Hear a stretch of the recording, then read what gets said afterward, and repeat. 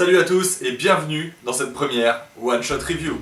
Et c'est quoi une One Shot Review? Ce sera donc la critique et l'analyse de mon point de vue d'un récit à part entière ou d'un arc complet. Certains diront j'aurais pu appeler ça analyse et critique d'un arc narratif.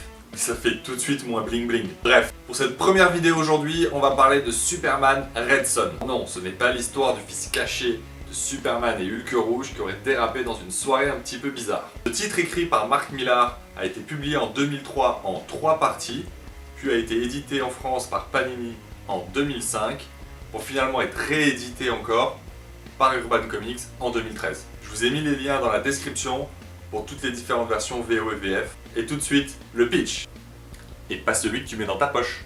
Ce récit en un seul tome raconte l'histoire de Superman qui, suite à une erreur de GPS, a atterri finalement en Ukraine. Si seulement il s'était abonné à TomTom Comics, il aurait pas galéré autant. Abonne-toi!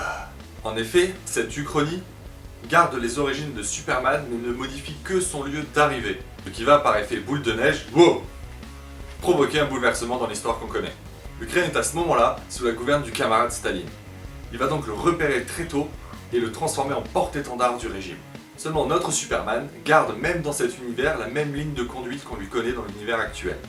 Il cherche à aider son prochain sans vouloir s'immiscer dans les sphères du pouvoir. Seulement, va-t-il y arriver? Alors, pourquoi lire ce comics? Premier point. Tout d'abord, ce récit ne requiert pas d'avoir une connaissance étendue de l'univers de Superman. Deuxième point, ce pitch permet à Mark, oui on est potes, une réécriture complète des personnages gravitant autour de l'univers de Superman, tels que Lex Luthor, Wonder Woman, Green Lantern et bien sûr notre cher Batman. Troisième point, l'inversion des positions de force entre les USA et l'URSS est très intéressante. En effet, les USA sont donc au plus bas alors que l'URSS est en pleine prise de pouvoir sur le monde entier. L'énergie et les stratagèmes mis en place par les USA à travers Lex Luthor sont aussi extraordinaires. Ce futur alternatif nous propose aussi une version de Batman anarchiste, révolutionnaire, en fer de lance d'un mouvement anti-Superman. Et rien que ça, ça vaut le coup. Essayons de conclure. Superman Red Son est une vraie découverte qui ne nécessite donc aucune connaissance. C'est une histoire en un seul tome, avec un début et une fin. Quelle sera la réaction des USA face à ce surhomme et à ses pouvoirs?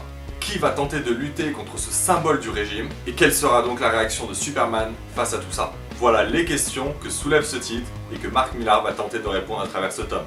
De plus, le twist de fin est extrêmement intéressant et remet potentiellement en cause énormément de choses. Mais ça, je vous laisse le découvrir. N'hésite pas à laisser un commentaire sur cette review, mettre un pouce bleu si ça t'a plu également, et à venir me parler sur Twitter et sur Facebook. Allez, salut, à la prochaine, ciao!